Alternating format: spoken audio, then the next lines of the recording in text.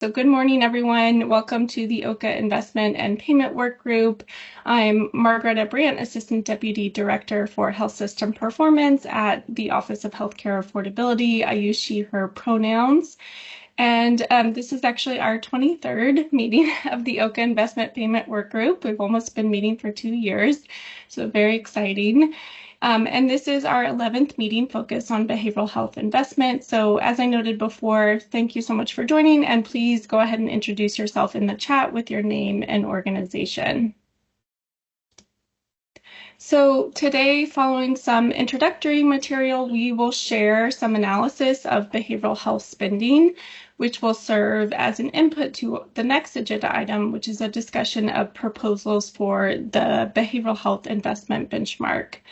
And then last, we'll review the feedback we received from you all on the proposed code set for identifying behavioral health claims. And before we adjourn, as we usually do, we'll preview our topics for our upcoming meeting. So these are just our introductory slides that we usually have, just a brief recap of the meeting format. And just as a reminder, the comments, we appreciate all of your comments in the chat, and we welcome workgroup members to provide, discussion and verbal feedback and make comments in the chat, and for non-workgroup members to offer feedback through the chat or follow up via email afterwards. And as you're providing comments in the chat, it would be helpful to make sure to include your name and your organization. And just a note that we may not be able to respond or to address all the comments in the chat in the meeting, but we use them to inform our work moving forward. And then this is just another quick reminder of our workgroup members and the range of perspectives that they represent. And moving again to more reminders that this is OHCA's statutory mandate regarding behavioral health to measure and promote sustained system-wide investment in behavioral health, to measure the percentage of total healthcare expenditures that go to behavioral health, and to set spending benchmarks. And through those benchmarking and measurement roles, our work is intended to promote improved outcomes for behavioral health through integrating primary care and behavioral health, implementing innovations that integrate behavioral health with broader social and public health services, telehealth, and other solutions to improve access and transform care and reduce disparities. So on this next slide, we wanted to present an updated timeline since there's been a few adjustments due to the OHCA board meetings. So our main goal and our aim that we continue to work towards is for the Healthcare Affordability Board, the OHCA board, to adopt the Behavioral Health Investment Benchmark at its meeting this coming August. And the board did not discuss the behavioral health work at its April meeting, as we have a packed agenda for that meeting, and there will not be a board meeting in May, so the next board meeting is in early June. And for the benchmark to be adopted in August, we are planning, working towards releasing a draft recommendation for the benchmark for public comment in June, and also presenting to the advisory committee in June. So following our meeting today, next month, we'll share with the board the data we're reviewing with you today and update them on the work group's progress. And we'll use your feedback today and board input on our proposals to update our proposals so that we can share them with the advisory committee and release them for public comment in June. And then we'll present a behavioral health investment benchmark and public comments to the board at its July meeting, and then may revise and update that recommendation before we again present it to the board in August. So since we have a fairly packed agenda, I think I'll move right into our next agenda item, but feel free if you have any questions or notes about the timeline, please feel free to include those in the chat, and we'll follow up. So turning to look at some findings from a few analyses of behavioral health spending. So the data we'll present on the next few slides will provide helpful context for the discussion of the benchmark proposals that will follow. So as we've reviewed before in this work group, the Milbank Memorial Fund convened experts from several states, including California, and our colleagues at Friedman Healthcare to develop a consensus recommendation for measuring claims and non-claims behavioral health spending. And HCA's Healthcare Payments Data Team, or HPD team, analyzed claims from the HPD dataset over a 6-year period from 2018 through 2023 using this Milbank methodology to identify behavioral health spending and provide a preliminary understanding of baseline mental health and substance use disorder spending via claims. So this is incredibly helpful preliminary data prior to OHCA starting to measure behavioral health spending and set our spending benchmarks. So the HBD team used this process map, which we've reviewed at prior meetings, and the Milbank recommended code set to identify behavioral health spending in the claims data. And wanted to share a bit more detail about the analysis before we review the findings. So first, the findings presented here are limited to the commercial market. Medicaid or Medi-Cal and Medicare Advantage and Medicare fee-for-service spending is not included here. And the commercial analysis includes data from mandatory data submitters to the HPD, that is fully insured plans, and CalPERS, which is self-insured, as well as any voluntary self-insured submitters. And the spending analysis includes claim data that has associated spending in the HBD, such as fee-for-service claims or claims associated with bundled payment arrangements. And we're also extremely grateful to Cover California and CalPERS for also analyzing behavioral health spend from 2021 through 2023 using their claims and encounter databases following the same Milbank specifications.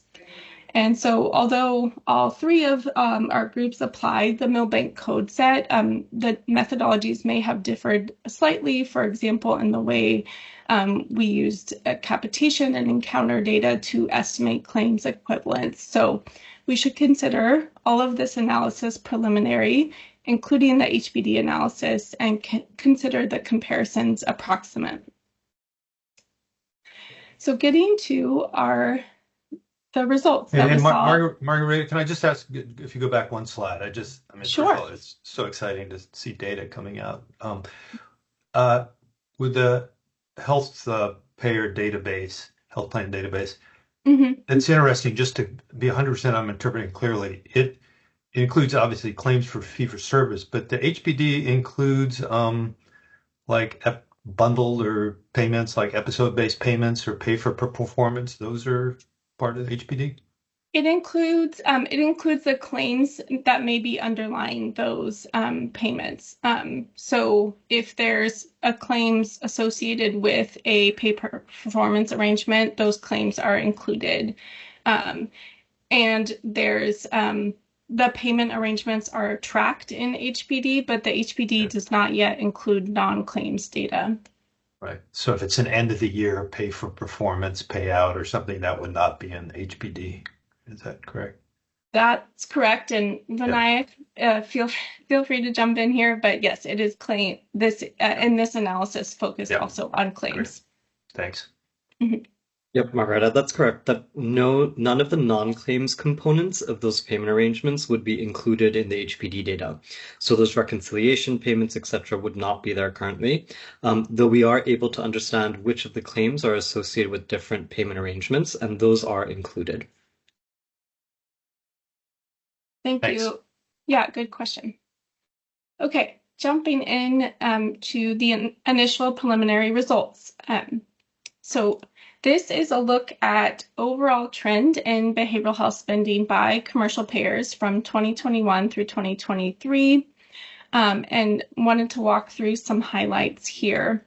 So the Covered California and CalPERS data show fairly consistently that behavioral health services accounted for between 5 and just over 6% of total medical expenses during these 3 years.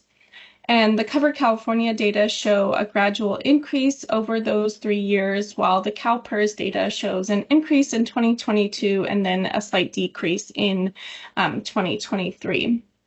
And both data sources show that mental health services, which is the darker blue segment of the bar, account for most of the behavioral health spending, with substance use disorder services taking up a smaller share. And in the HBD data, the level of spending for behavioral health is higher as a percentage of total medical expenses than CalPERS and Covered California found. And the HPD data also shows a gradual increase over the 3 years in behavioral health spending as a portion of total medical expenses.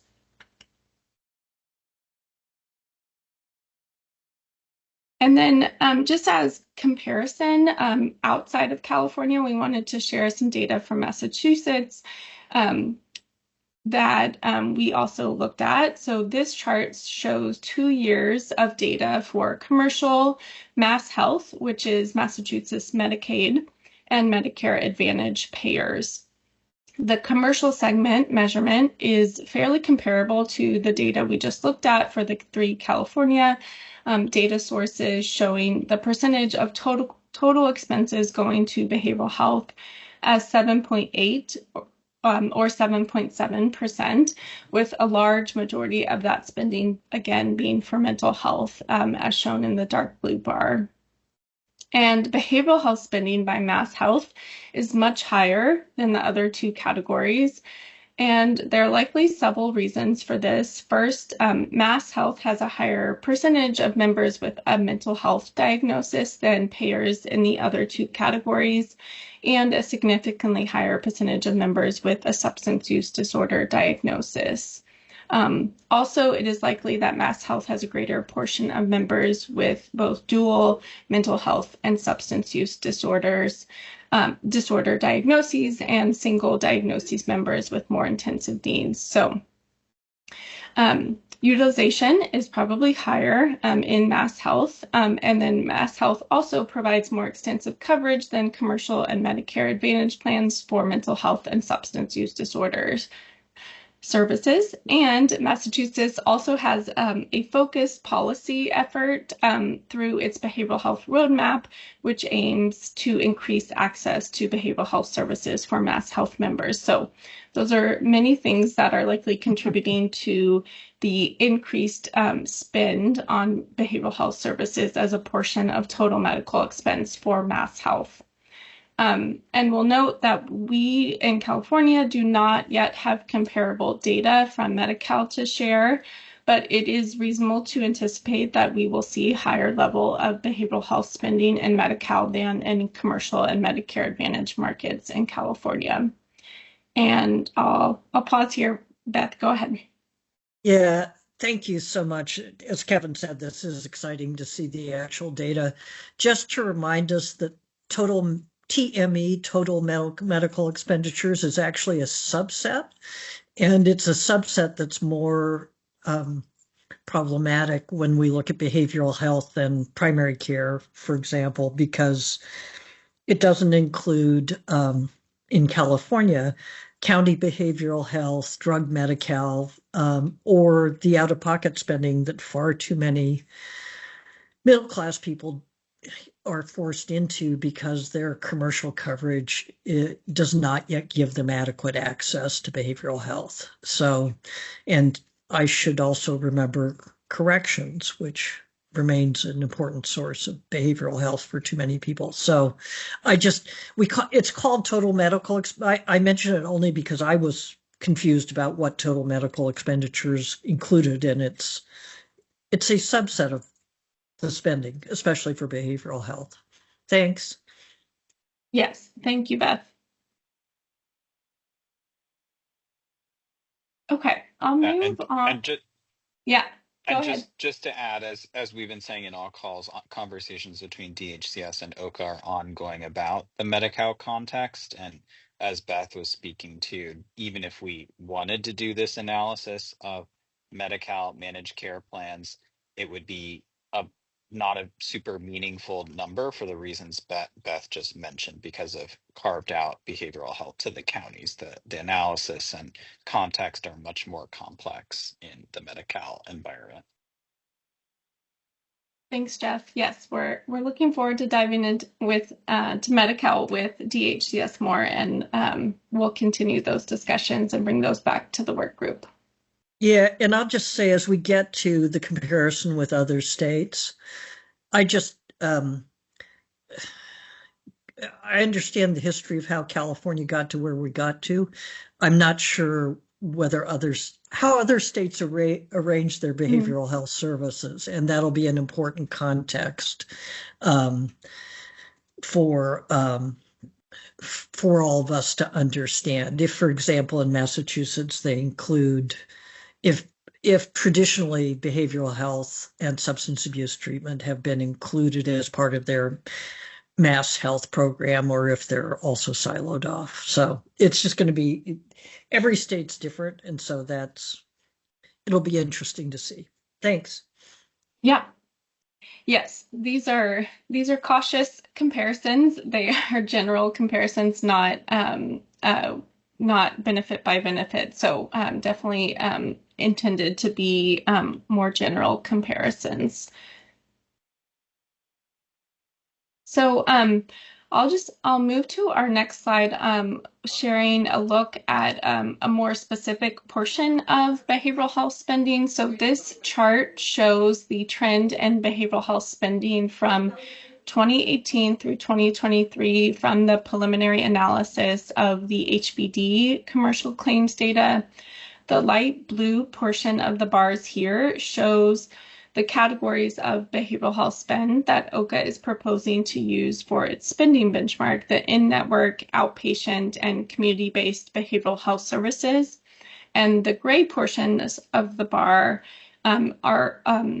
represents all behavioral health spending. So a couple things to point out here. First, there has been a steady increase in total behavioral health spending as a percent of total medical expense, growing from 6.6% in 2018 to 8.2% in 2023. Second, the increase has been driven by increases in the in-network outpatient portion of spending, which increased from 2.3% of total medical expenses in 2018 to 3.6% in 2023. And the rest of the behavioral health spend that is shown in the gray bar was relatively flat over this period, meaning that it grew at the same rate as total medical expenses. And so this steady increase in the portion of behavioral health spending that OHCA is proposing to use in its benchmark, which obviously occurred before the introduction of a benchmark, has implications for how we're thinking about setting the benchmark. So to further inform our thinking, we looked at annual changes in spending for this in-network, outpatient, and community-based behavioral health care set of spending. And this chart shows year-over-year changes in the targeted spending measured as a percent of total medical expense. So there are substantial year-over-year gains in the benchmark measure of in-network, outpatient, and community-based behavioral health spending as a percent of TME. And these increases reflect increases in spending in the outpatient and community-based behavioral health services categories, but those changes are moderated by the growth in total medical expense, which is the denominator for the measure. So the range here is from 1% in 2021 to 18% in 2023, reflecting years where total medical expense grew significantly, such as in 2021, where it rebounded from the COVID-19 pandemic. And the simple average of the 5 years of increases is about 10%. Beth, did you have a question or? No, sorry. That's okay. I'll go to the next slide and then we will pause for discussion and questions in just a few slides. So this next slide shows kind of that same set of data, the in-network outpatient community-based behavioral health spending using a different annual change rate. So this is the annual change rate in per member per month spending. So this chart shows year-over-year increases in the spending per member per month for that target category of behavioral health spend. And this year-over-year increase ranged from a low of 9% in 2020 to a high of 24% the following year, with an average increase of approximately 16% across the entire time period. And the year-over-year change in the percent of total medical expense that we saw on the last slide is lower than the percent change for PMPM, except for the pandemic year of 2020. And we think this is because of the moderating effect of the growth of total medical expenses. So in contrast, the PMPM measure is independent of trends of total medical expenses and reflects changes in spend that are not the result of changes in membership. So getting to some potential additional analysis that we could conduct to help inform kind of what's driving these trends. So for those of you that participated in the primary care workstream, you'll remember that we compiled a list of supplemental analyses that would be helpful to provide further insight into the efforts to increase primary care investment, but that would not be part of the measurement of primary care spending using the data that payers submit to OHCA. So the behavioral health spending data we just looked at, of course, raises lots of additional questions and suggests a similar approach to further analysis of existing and future data. And while these analyses would take time and resources, and some may not be necessary to inform the benchmark approach, they could enhance our understanding of the drivers of the spending that we just reviewed. So some of the questions that we've identified for supplemental analysis so far are certain services driving the trend in network, outpatient, and community-based behavioral health spending? Are there particular diagnoses driving the trend? How do changes in price and utilization contribute to the trend? And also, we've seen the average growth across all payers that submit to the HPD, all commercial payers, but the trend may vary among individual payers. So getting to our discussion, we'll pause here to discuss these analysis findings. We're interested in hearing your reactions, of what you find interesting about the data, whether anything you have seen here affects how you might think about structuring the benchmark. Additionally, we're interested in hearing whether you feel analyses would be helpful to inform, what additional analyses would be helpful to inform the benchmark, or more generally help us understand what is driving the changes in behavioral health spending over time. And to start, I just wanted to pause quickly also to see if Covered California or CalPERS wanted to share any reflections on their analysis of behavioral health spending. So I'll just give it a moment to see if anyone from the Covered California or CalPERS teams wants to weigh in.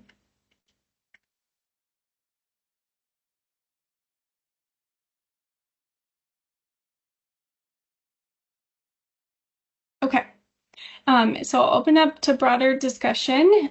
So welcome folks' thoughts on, the potential additional analyses, what your reactions are to these data, how you're thinking about the data in relationship to a potential benchmark.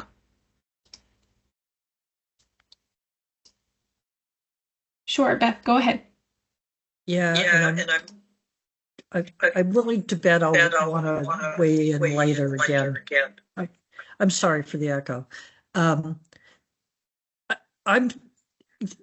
to be a broken record, I'm continually struck by how much of behavioral health is not captured in commercial in-network spending, and how part of what our benchmark, not just the benchmark, but all of the work this administration and this legislature have done on behavioral health, lots of it is about shifting behavioral health to in-network spending.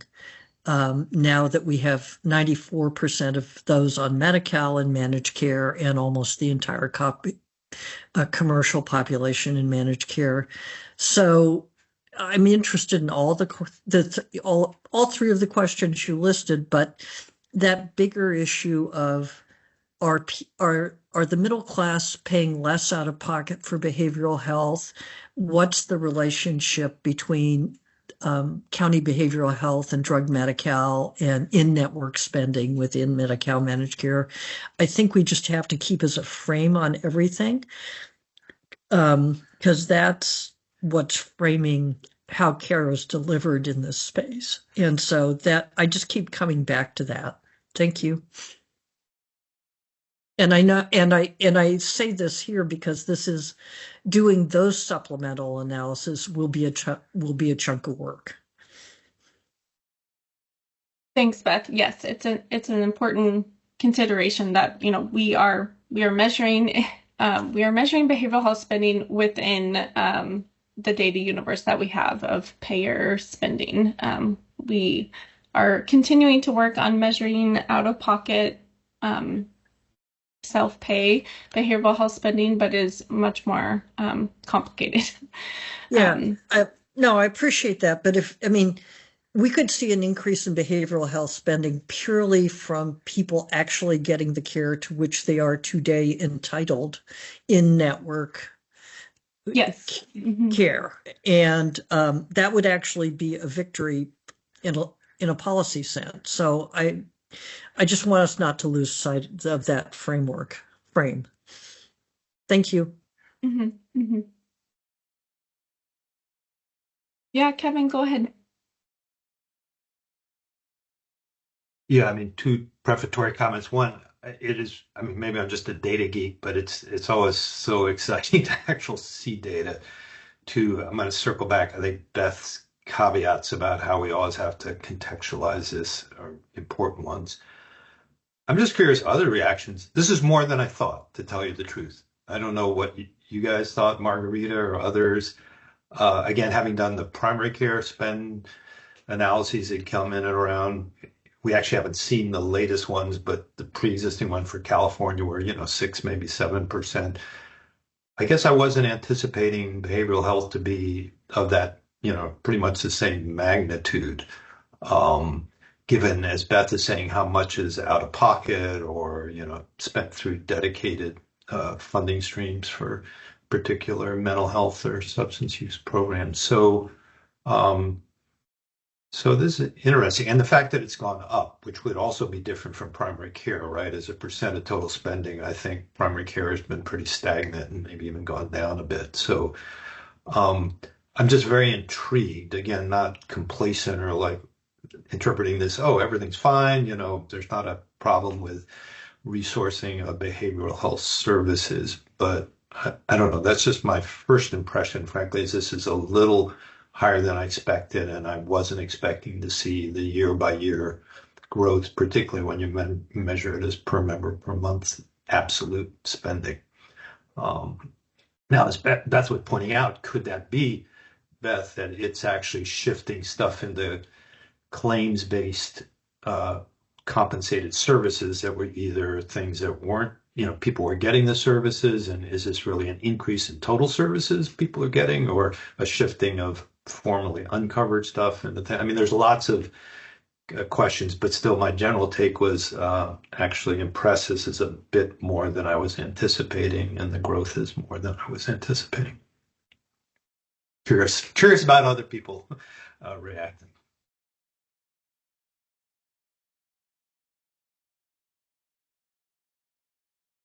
Thank you. Yes, it was definitely a little surprising to us to see these trends. So we are interested in folks' reactions. I think we're especially a bit surprised with the trend in increasing outpatient and behavioral health spend. But as you know, Sarah noted in the chat that, post-COVID and with the explosion of telehealth, that might contribute to some of this trend. And I think the other, I guess, the piece I want to emphasize in terms of the comparison to primary care is to emphasize that the total behavioral health spend here includes behavioral health facility spend, and inpatient spend. So this includes a range of spend on folks with a behavioral health diagnosis. So just wanted to emphasize that piece that's different than primary care. Okay, I see several folks with hands raised. I think I'll go to Kirsten. Kirsten Barlow with the California Hospital Association. Thank you for that point. I think it is helpful to kind of look back at, I guess, slide 10, which shows that there's a really long list of all the various locations in which a facility-based or outpatient-based care could have been counted. I think it would be really interesting to know if we can be presented with even just chunks of, where did that spend occur? How much of that was in hospital care versus outpatient? Maybe not by all those individual locations, but again, kind of similar to what others are saying in the chat. Not necessarily surprised that around 7% of all spending is in behavioral health, at least in the hospital world. As many as 1 out of 5 ED visits is a primary behavioral health diagnosis. I think 20% or so of all hospitalizations include a behavioral health diagnosis. So those are pretty high cost areas of delivery, and we see a lot of behavioral health in those venues. So it would be interesting to be able to see that. Also kind of not surprising, but also sad that the mental health versus substance use disorder spending is pretty distinct from one another. And this is just commercial. I think in the public sector, obviously we provide a lot more dedicated revenue for Medi-Cal mental health services than we do substance use disorder services.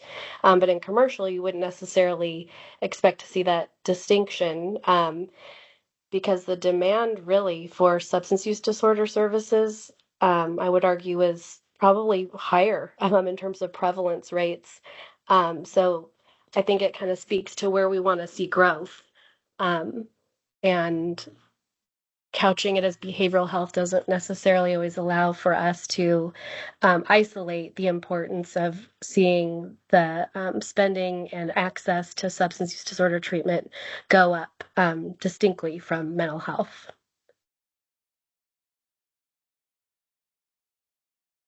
Thank you. Yeah, it's a really important flag and call out here for the substance use disorder services portion of spending. And in terms of, at least in terms of the measurement and the benchmark approach, wanted to note that will be tracking behavioral health spending as mental health and substance use disorder spending consistently.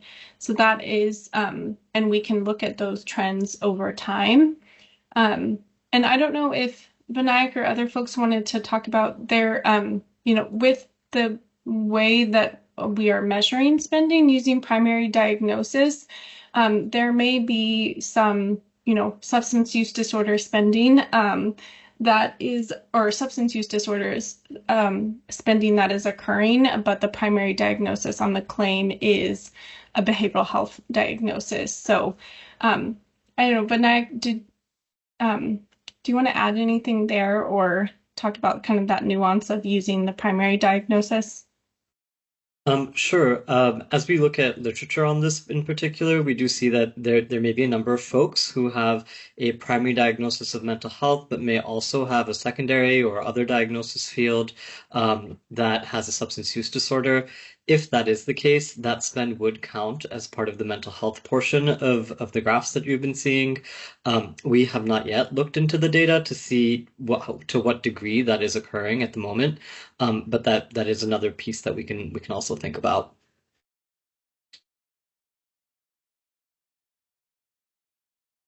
Thank you. And Parnika, do you want to jump in? Do you want to weigh in? Yeah, thank you. I'm Parnika Saxena, geriatric psychiatrist, and representing the California State Association of Psychiatrists. So I'll probably be just in the context of what some other people have pointed out, which has been very helpful, is number one, yes, telemedicine definitely increased access for behavioral health if it did not for others. Personally, the health center I was working in, when telemedicine was introduced, patient population that was, let me put this way, the number of no-shows were probably 5 for 20 patients a day. It went down to 2 for 20. So that has been reflected everywhere.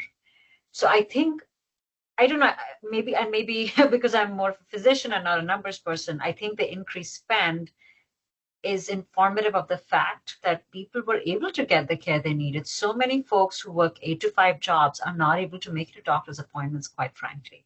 That's just the reality. A lot of people can't get time off. That's just the reality. Not everybody has that privilege. Telemedicine afforded people that privilege to access care. I think one of the slides has shown that outpatient treatment numbers went up. I think that's again reflective of the fact that more people were getting it. It would be helpful, as was pointed out earlier, to see a breakdown, because I wonder if the amount of inpatient needs, if the spending in inpatient went down, although I think it's also important to remember that while we had increased access, we also had a mental health epidemic happen. And there has been a lot of change in simply in personnel in places like federally qualified health centers, CHCs, things like that. So I think we needed to spend more because people just got sicker, unfortunately. And that's just the reality. The other point I want to make is we have also improved screening at primary care doctors' offices. A lot of people don't even realize how unwell they are until they do that PHQ-9 and someone tells them this is what you need to do. A lot of people are still mental health illiterate. And when you do that, when you have more screening, you will find out that there were more people who were unwell, who will get referred to mental health services or substance use services and get treatment. So I think I was not at all surprised to see that the spending went up, because I think it's a reflection of the fact that we are doing a better job by providing treatment to people. And the last point, which is probably, I'm not sure if I'm correct here, but the slide for Massachusetts, which is slide 13, showed slight increased spending in 2023, not that much. But I was curious if this had anything to do with their behavioral health roadmap rollout, which I believe happened in 2023, and increased access. You had the CBHCs. So I know it's not that much, but I don't know if any of that is attributable to it. But again, the goal of that is to have better care, but at the same time streamlining costs and cutting back redundancy. Vinayak, do you want to add anything about the Massachusetts experience? Sure.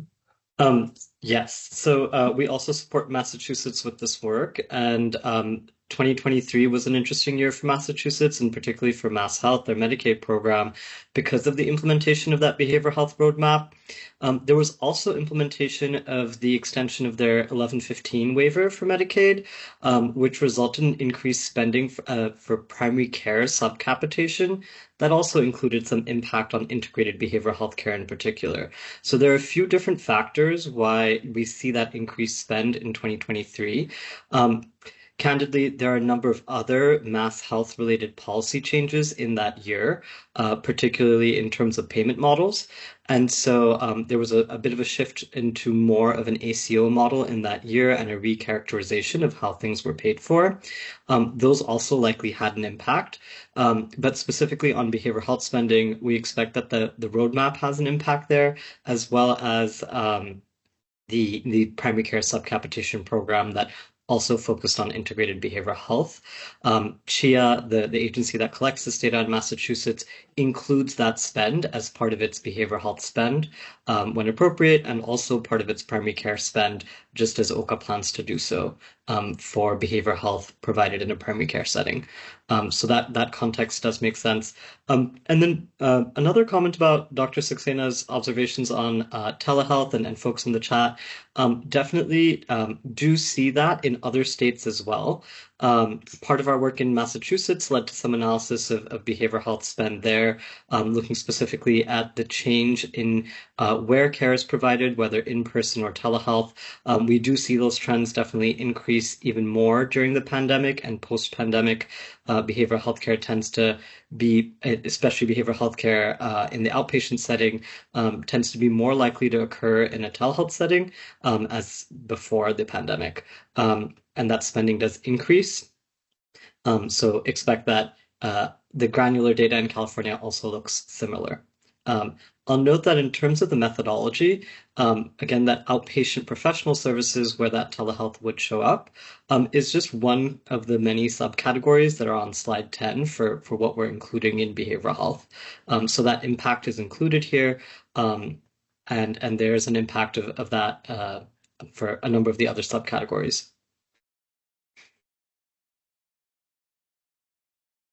Thanks, Vinayak. Yeah, Dr. Rubino, Barbara, do you want to jump in?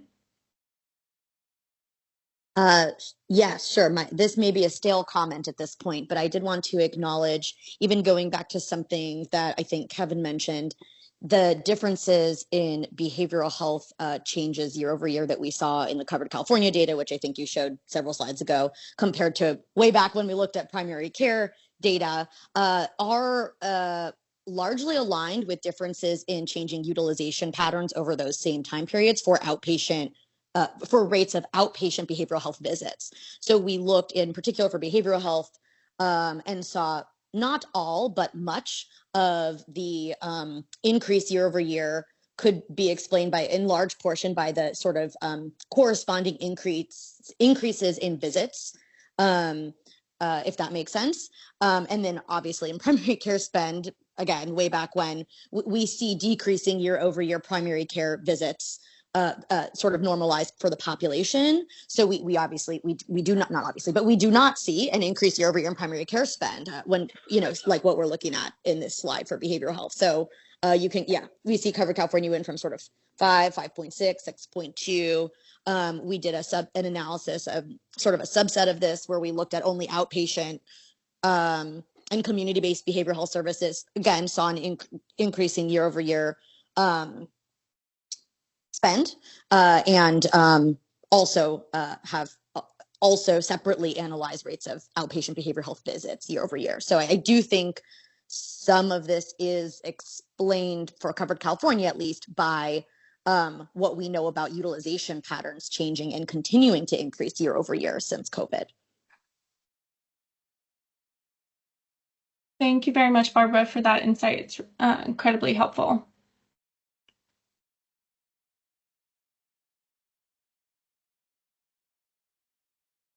I think, yes, Sarah.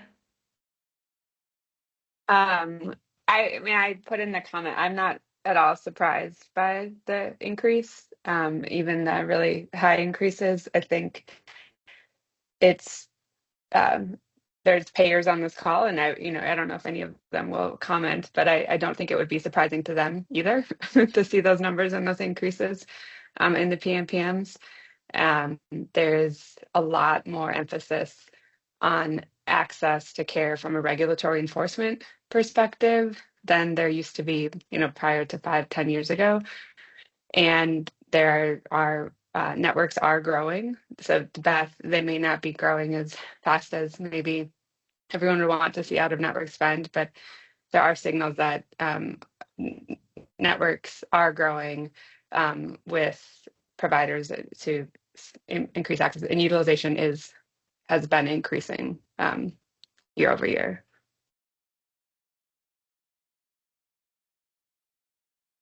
Thank you, Sarah. Yagnesh, go ahead. Yeah, I just wanted to echo what Sarah said, actually. I'm not surprised by this. And in fact, I put in the chat as well about this the intersection of question, really not the intersection, more so the question around, is it because of higher unit costs or is it because of increased utilization? I think from what we would see, maybe from many payers, I don't know, Sarah, as you were saying as well, right? I don't know if other payers would agree with this, but it's a bit of both, especially coming out of the pandemic and the early stage of the pandemic. Many payers had to give increased pay rates, unit cost increases to providers to keep the doors open as they saw the utilization plummet. I think we saw that a few slides previously in 2021, right? That percentage so low, and then you got back to and then the other thing is, especially in places like as an example like ABA, where you thrived off of the backs of low wage labor, but that low wage labor wasn't there in a robust labor market. Now that that labor came back, you saw this now intersection of higher unit cost plus increased utilization that was there prior to 2020, but the unit costs are much higher, right? So it's this intersection right now in terms of what that cost is. And that's why I was also wondering, based on the Massachusetts data, I'm not saying that California is going to get to Massachusetts' ceiling, but how close to that potentially could we expect?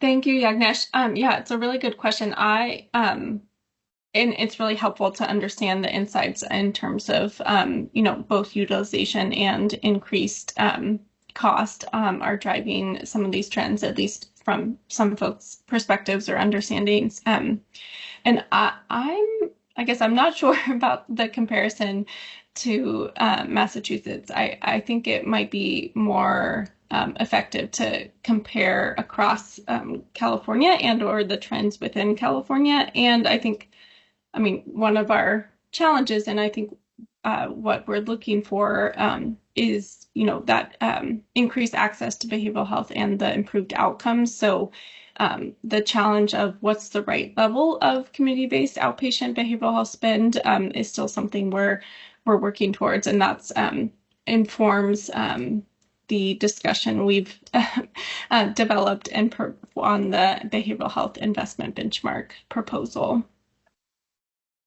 And Amy, go ahead. Thanks. I echo everyone's comments in terms of the data. And I know we may not have an answer to this now, but I just wanted to encourage the group and the staff is, once we start to formulate better solid data, is to go beyond the service use and costs, right? So I know we've talked a lot about quality of care and outcomes and equity, but how will we use this data and employ AI and predictive modeling to identify our at-risk patients, right, especially with SUD, to prevent costly emergency visits. So I just wanted to kind of make that note and comment as we move forward and we look, to not just the future, but really what's in front of us in terms of AI. Thank you, Amy. Yeah, it's an interesting perspective. I think in terms of our overall approach for evaluating the effectiveness of increasing behavioral health investment, we'll definitely be looking to understand how we can measure an improvement in access and outcomes. Beth, go ahead. Yeah, just thank you to everyone for the very thoughtful discussion. And it's good to hear the payers say that on the commercial side, they had already been moving towards increased investment and increased access. To go back, those of us who wrote this law, the behavioral health work is here because we realized how grave the need was. And so this is one of the few conversations I've sat in about behavioral health where I actually feel like we might be making some progress in getting people the care they need, which is kind of the point from a consumer perspective. So thank you all for the discussion. Thank you. Yes, Vicki, Dr. Mays, do you want to jump in? Yeah, thank you. This has been really exciting to finally have the data to really start getting in there. But I have a couple of questions. One of the things that keeps coming up is this notion of we had the pandemic, we have data, but that data is really tainted by not the usual set of circumstances. So there's a part of me that has a concern that we not jump too quickly that we're doing so well, because some of that is I think is probably the ways in which rules and regulations were dropped during the pandemic to allow a certain situation, particularly in terms of telehealth. And, with the changes back now in terms of telehealth, I think things may look differently going forward. So I don't know how you build in, but I think you need some guardrails to really try and distinguish between this was a regulation that was suspended, and this is what we see. And this is when the regulation looked like this is what we see. So that in some ways we're not in the middle of our emergencies. Now, it could be we're just going to continue to have emergencies. So then maybe that's the new normal for us. But I am concerned about the ways in which the federal government suspended certain kinds of regulations that may also be a factor in what we're seeing.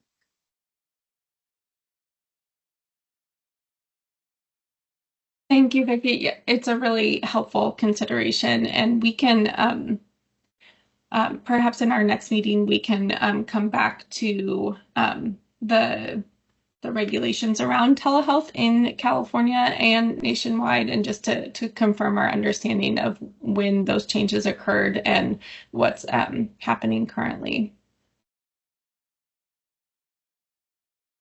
Okay, since we're getting close on time, but this has been a really great discussion, and I think previews some great discussion we want to have with you all on the behavioral health investment benchmark proposal that we've developed. I will turn it over to Debbie to walk us through our draft proposal, and we're really interested in your feedback on this approach.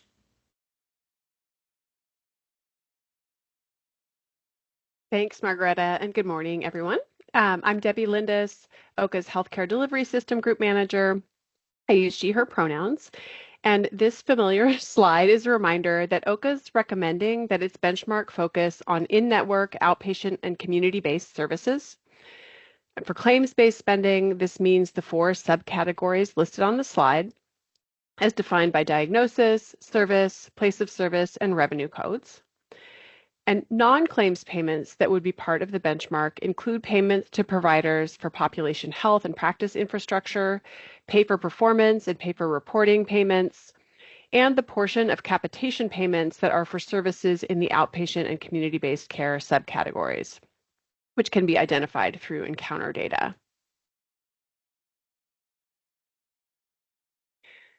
So in our discussion of key decisions relating to the benchmark at last month's meeting, we heard these preferences from the workgroup. There was a preference for setting the benchmark in terms of a per member per month amount, but there was also strong support for measuring and reporting spending as a percentage of total medical expenses as well. There was support for a short-term incremental benchmark for individual payers' spending and for a longer-term improvement benchmark for all payers. And there was a preference expressed for this longer-term time horizon to align, if possible, with the primary care investment and alternative payment model adoption benchmarks.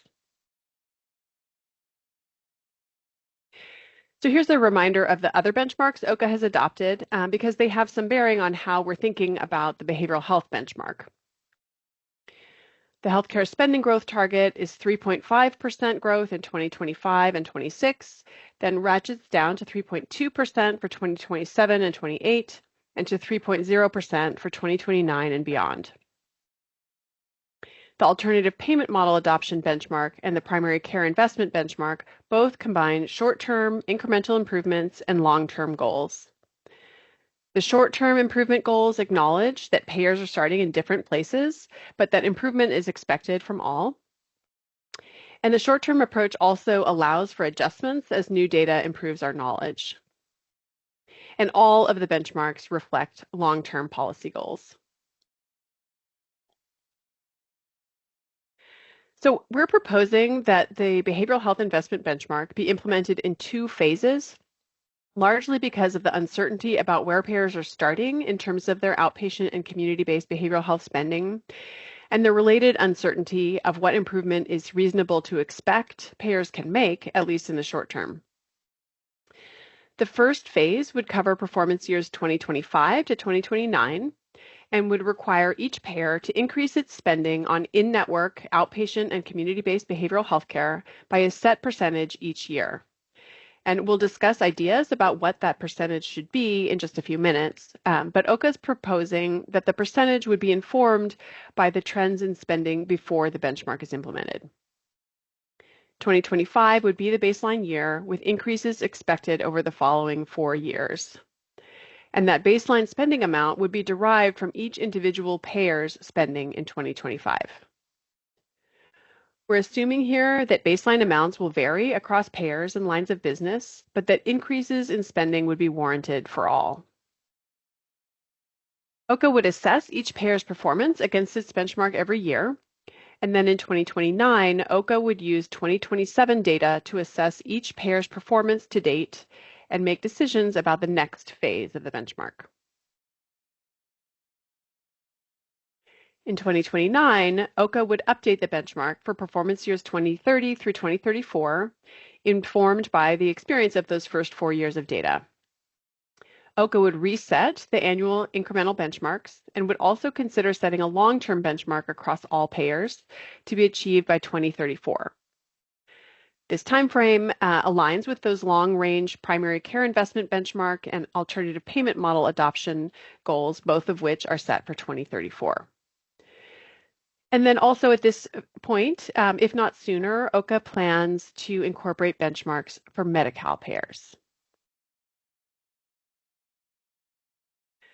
So this proposed 2-phase approach, with an opportunity to recalibrate at the midpoint of a 10-year period, is driven by several considerations. First, it seems clear from access and quality information and from the insights of stakeholders that it's desirable from a public health standpoint to increase spending on outpatient and community-based behavioral health care, both as a share of total behavioral health spending and as a percentage of total medical expense. As we saw earlier, HPD data shows that this portion of behavioral health spending has been growing in the commercial market at an average rate of 15% per year, measured as a per member per month amount, even before the encouragement of a benchmark. The benchmark percentage options we'll look at shortly are informed by this information. However, we do have information gaps about behavioral health spending that were not an issue in primary care, and these make it difficult to set either incremental or long-term benchmarks for behavioral health spending now that would extend all the way through 2034. For example, OHCA doesn't have a full understanding of what's driving the recent spending increases or how spending levels and trends vary across payers. We don't know where each payer is starting from, and we also don't have strong evidence for what the so-called right level of spending is. For primary care, there was a great deal of state and international experience and a lot of research literature to guide us. So all these considerations have brought us to the idea of using each payer's own spending in 2025 as a baseline, and then planning to take stock in 2029 when we have the information from those first few years of data collection. We hope to have enough data and knowledge by 2029 to confidently set new incremental benchmarks and a long-term system-level benchmark for 2034. So we put together some numbers to illustrate how the phase 1 benchmark might look. This table shows how a 10, 15, or 20% annual increase in per member per month spending would look with a 2025 baseline estimate that takes the average 2023 per member per month spend that we saw in the HPD analysis and updates it to 2025 using that approximately 15% annual spending growth rate in per member per month spend for the benchmark categories that we saw in the HPD data. So that estimate of a 2025 baseline comes out to $18.32 per member per month. And the table just shows what per member per month spending would look like each year a payer meets the benchmark at the 3 rates of increase. So after 4 years of increase at 10%, for example, the $18.32 baseline would rise to $26.82, or a 46% higher than baseline. With a 15% annual increase, it would be 32 or 75% above baseline, and a 20% annual increase would result in spending of $37.98 per member per month, which is just over double the baseline. The work group expressed a preference for reporting spending as both a per member per month amount and as a percent of total medical expense. So this table shows an example of what that would look like. The PMPM column reproduces the data for the 15% increase column from the previous slide, which reflects the average annual increase we saw from 2018 through 2023. And then the table adds a column on the right showing the corresponding percentage of total medical expense. The percent TME measurement appears to be growing more slowly because total medical expense, which is the denominator for that figure, is also growing. We've modeled these increases based on a total medical expense growth in accordance with OHCA's spending growth target of 3.5% or below, depending on the year.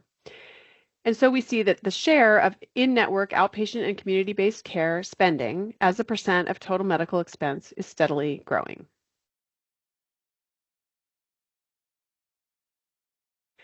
One challenge OHCA would face with this two-phase approach is the lag in the data it receives.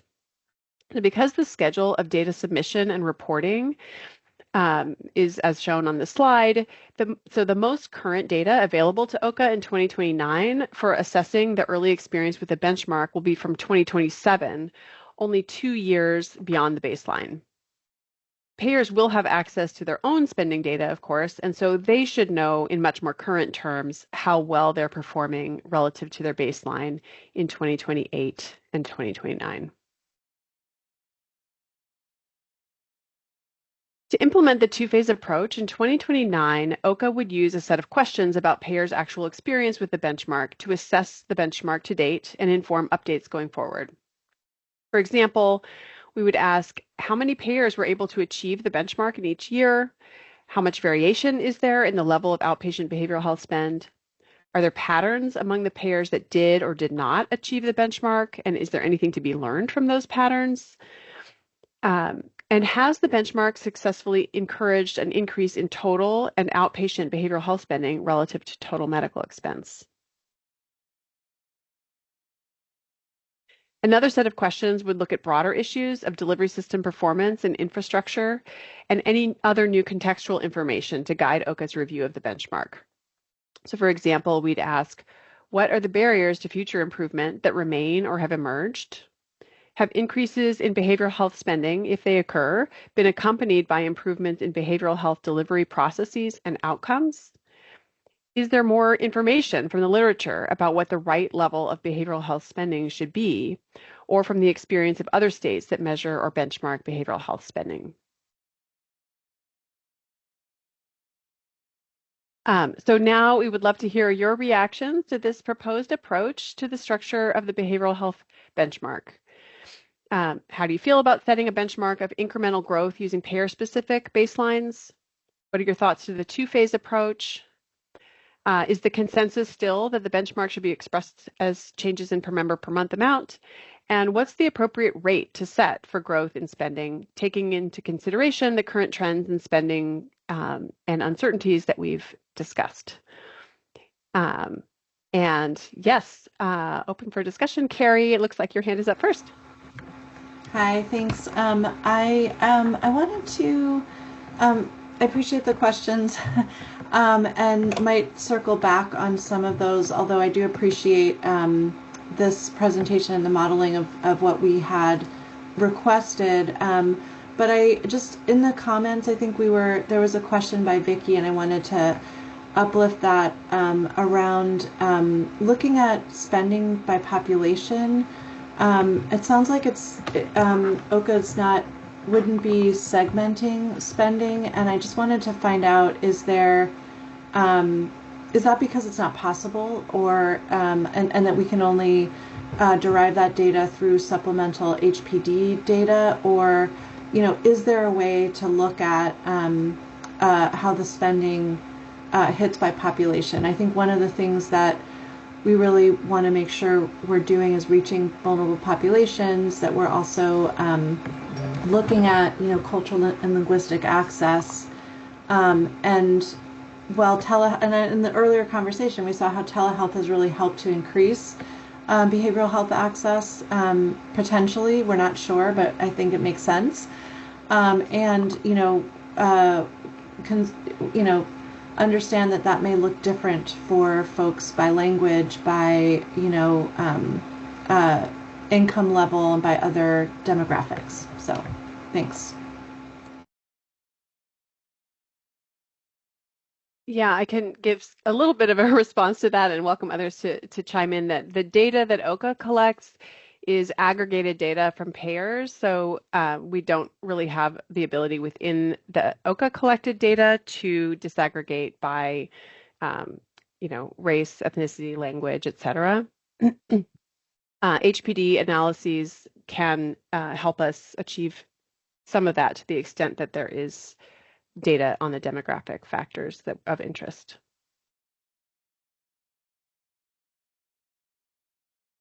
Yeah, it's an important flag, Carrie and Vicky, and I think it's something we can, as we're looking at analyzing behavioral health spend trends over time, we can add this to the list of supplemental analyses that would be helpful, is to analyze data as available by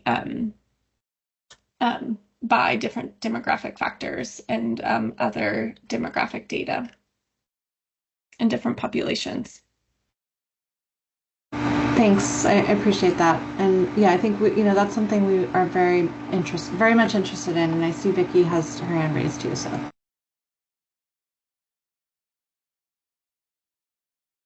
thank you for the backup on my comment.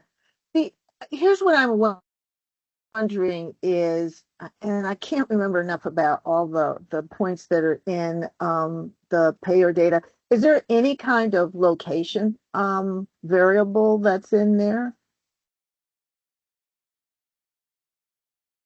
Where the claim is coming from, what, all that kind of stuff? At the level that's submitted to OHCA, there really isn't. It's aggregated. We don't get the individual claims. The payers analyze their claims to submit aggregated spending numbers to us. So not in the OHCA data, but in the HPD data, which we can use for supplemental analyses, that information is available. Are you able to ask them to do runs for you if you either pay them or because I think, given that we're trying to answer for, I think, the state of California, there's some important, intersecting issues here. We have to make sure we have the workforce that we need. We have to identify where, in mental health, spending in the past has been those who are actually more privileged are getting the services, and people have such long waiting lists, et cetera, for community services that it just doesn't work. There are a lot of things that I think we need to know other than just costs, and while the cost will tell us some important information, I think it's not the whole picture. So to the extent that we can think about either supplemental analysis, or if there's a way in which to ask the payers to provide you with certain things, I would say we need to go for it. Thanks, Vicki. Yes, we so the healthcare payments data program is within the department overall, within the Department of Healthcare Access Information and OHCA is also a part of that department, and we collaborate really closely. And it's just a question sometimes of timelines and capacity and priorities and funding. So we are doing, we really aim to do a lot of this supplemental analysis that folks are discussing. You know, some of it may take time and resources. Thanks. Beth, go ahead. Yeah, the measuring, the benchmark doesn't measure everything any of us want to measure, which is an odd way to say it, but it's an important sort of global measure. But there are a lot, and I don't, answering these questions involves guessing about a lot of things, at least for me, about how the world is going to work over the next few years. So I really think on this more than most things we've worked on, we need to have an iterative approach. And I would also suggest that obviously the COVID year is a weird year, to use a technical data term, but we have generally looked back in data analysis 3 to 5 years. And I think that's a good practice with this as well. You've shown us some of that, but as we're moving to analyze benchmarks and to think about it, I think that looking over more time and very much on, I'm worried that we're going to just answer these 4 questions, and then that's going to get set in stone when our answers at this point may or may not be right about the either the emerging reality or the place we want to get to. So, so that's, you know, everybody's trying their best here to figure this out, but this is a hard assignment. I've said it before, I say it again. Thanks. Thank you, Beth. We can look into sharing kind of more details within that underlie the higher level spending data that we shared today. I think we just will need to check, you know, whether that's feasible and possible within OHCA and within our HPD teams. So we can, and I know a lot of folks are interested in more of the breakouts and more of the data around the PM amounts, if I'm tracking the chat. So we can take that back and see if that would be feasible to bring to a future meeting. I think, Beth, to your point about, you know, needing to be iterative, that's we also agree, and is why we focused on this phased approach and creating a benchmark that's based on individual payers' baseline and requiring an increase in per member per month for each payer based on their baseline. So, and reassessing in a few years to inform the next round of benchmarks. And open to other suggestions and other thoughts about how folks are interested in approaching this. So I'll turn it over to Dr. Saxena. Thank you. I just wanted to comment on the last question, which is the appropriate rate of targeted growth. One thought I have is, you know, as of right now, we have the 3.5, 3.2, and 3%. I genuinely wonder if that is enough time to achieve reduced spending. Because the way I conceptualize reducing spending overall in healthcare, just healthcare, not even mental health care, is trying to be preventative, right? Trying to catch people before they get sick, because the increase in spending inpatient emergency room will always be higher than outpatient. But to do that, we have to allow for more outpatient care. We have to allow for more screening. So it won't be perfectly balanced. It will be a little lopsided. But then to increase spending in outpatient, we need to ensure that we maintain access like telemedicine. And I know that has been up in the air because it has a lot to do with federal spending. and things are, I mean, we already have uncertainties and now we have even more uncertainties. And that's why I do wonder if 5 years or 4 years is enough of a timeline to see an overall reduction in health spend. I think we are going to need more time to not only maintain the gains we've made, but work on them to really see the change we need to see to reduce inpatient or just a need for higher levels of care, both in mental health and substance use. And a lot of that has to do with just community outreach. I mean, even having somebody come into a clinic, prior to doing that, you need to have community outreach, whether that's in primary care, whether that's in having community health workers go and bridge that gap. And with mental health, finally, I think one of the big limitations that happen with mental health care, as opposed to, I feel, with other health care issues, is we don't have a lot of objective data, right? Like somebody comes in with an elevated blood pressure, you can show your blood pressure is high, you need to be on medication. A lot of psychiatric treatment does end up being subjective. Building an alliance in mental health a lot of the times is harder than in other specialties. Again, I'm not trying to stereotype it, but just by virtue of the illnesses people have, by the stigma that they suffer, just by the bad experiences they've had prior, there are just some limitations that we here as a group are probably not going to be able to address. So my take would be to consider spacing out this rate of targeted growth we are looking at. And I find it hard to believe that we'll be able to go from 3.5 to 3% by actually taking care of people and cutting down on waste and redundancy.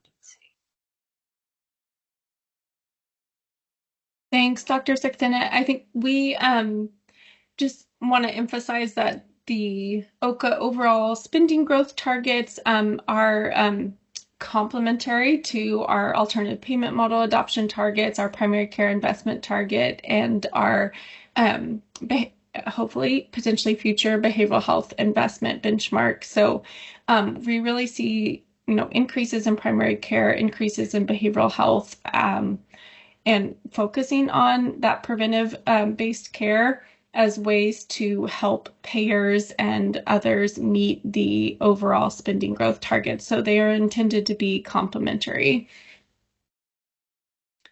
And yeah, Dr. Grumbeck, go ahead. Two comments. One, I think that people who have spoken to issues of equity and distributional needs are really important. And Margarita, I hear the way the APD is, set up, it doesn't make that easy to do right now. But what I think I'd ask, and I wonder whether this work group would support, is to actually take back to OHCA and the governing board a request that, OHCA think through how could they ensure that all these spending policies are implemented in a way that promotes rather than potentially actually exacerbates inequities, promotes equity. So I think that really needs to be thought through a bit more and understanding a little bit more about the limitations, because there is the risk, right, that you say, let's emphasize more spending in these areas, and it all gets, disproportionately eaten up by people who are in more privileged positions to immediately take advantage of higher spending. So I would like to make a formal request, if the group is willing to support that actually be taken up as something that OHCA needs to come out with a policy proposal to deal with. Second, maybe just second, I think, boy, I'm really struck in Beth's comments about this and some others. I mean, it's just so interesting. We started with the primary care, where it was a very different kind of situation with lack of growth. There are some more external benchmarks, like Debbie, I think you mentioned, that were used. This is tricky to me, where you actually have, you show 15% per PMPN annual growth on average over the last several years. I think there's going to be huge variation across plans in what their current baseline spending is, and setting kind of everybody growing at the same rate. If you set a, across the board expectation for growth, I mean, I think I'd want to look at like more focused. We had that even for primary care, as I recall. If you were already close to the 15%, right? I mean, you weren't expected to grow. So I'm not sure I'm ready to support any of these proposed benchmark policies. I think I'd really want to step back a little bit and say, like, what if people are already growing more than the benchmark mark? What is the variation across plans? How do we really prioritize it in the best way? So, boy, I think this is just more nuanced right now, and I'll just finally, there's huge needs for behavioral health. I don't want to minimize that, or that I'm not suggesting there does need to be investment in this critical area. There's just so much evidence that there's access problems and people are not getting the care they need. But I just think it's, and all these, there are so many focused, programs outside of the claims realm that people have spoken to that I think we need to just think through this in a more holistic manner before we just immediately say, yeah, let's do 15% PMPN annual increase as a policy. So, Kevin, this Beth, back on your first point, as someone who's attended every board meeting of the Healthcare Affordability Board, I assure you that board is very conscious of the equity implications and would regard it as a friendly reminder that whatever we do in this area, as well as primary care, should consider the equity implications. Yes, and I'll just note that we internally across OHCA are working consistently to understand how to measure equity across all of our work and how to think about that and incorporate it into our work. So it is something we are working on.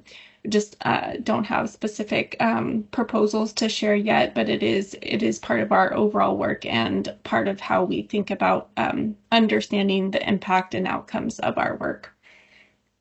And thank you, Kevin, for sharing those specific thoughts on the benchmark and the interest in kind of maybe pausing or going a bit slower. Sarah, please go ahead. Sorry, I'll be quick. I know we're almost at time. I have similar reservations to Kevin's about a blanket 15% year-over-year increase. I'm trying to picture myself going to clients and asking for a 15% increase year over year on behavioral health spending and how that conversation would go. And it would be challenging.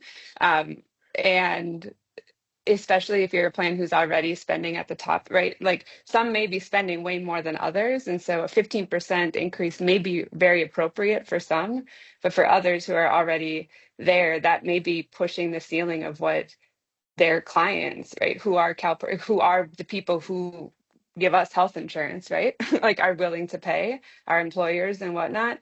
And so I do think we have to be sensitive to that. Not that this is gonna it's only still 7% of total medical expenditures, but that's I think really setting it from the own baseline without context of how those are doing across each other is really important.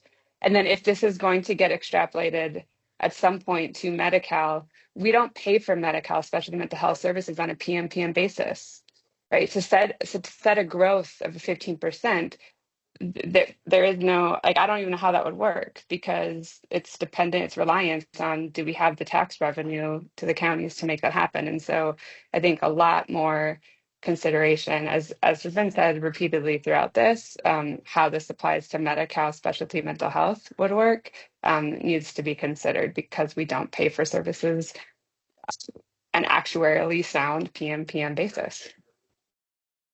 We don't finance services in America. Yes, yeah, thank you for the flag on Medi-Cal. And this is not intended to imply that we would apply the same 15% approach or the same approach to a benchmark in Medi-Cal, or potentially even that we would have a benchmark in Medi-Cal. That's much more dependent on our discussions with DHCS and how to think about measuring behavioral health spending that's occurring in a Medi-Cal, and how to if it makes sense to approach a benchmark there. So that is a much more robust discussion that we are having with DHCS now, and we'll bring back to the work group probably not soon, but we'll bring back to the work group at some point. Yeah, and Sarah, that analysis really with Medi-Cal is what are we trying to achieve through this specific work on BH spend in the Medi-Cal system, given all of the caveats? How might we achieve that, and how might we measure it? So it really is its own body of work that has to be taken on with a totally different set of lenses and levers. Thanks, Jeff. Yes, Vicky, go ahead.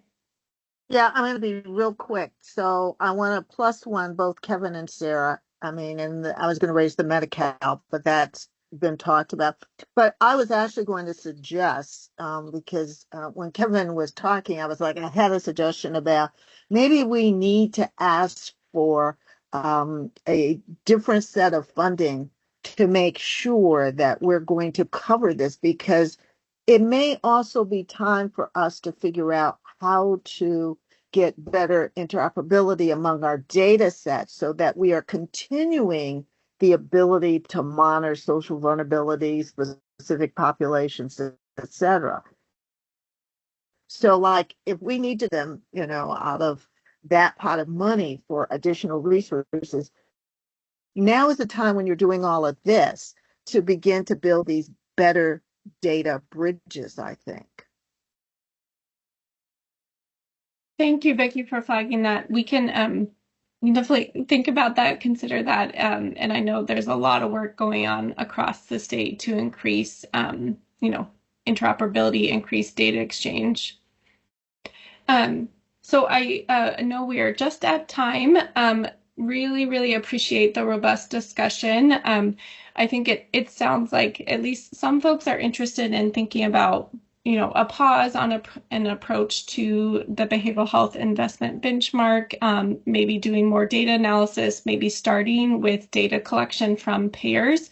So if folks have additional thoughts, after seeing this proposal, we would really welcome you all to send additional feedback or thoughts via email, and really appreciate the robust discussion today.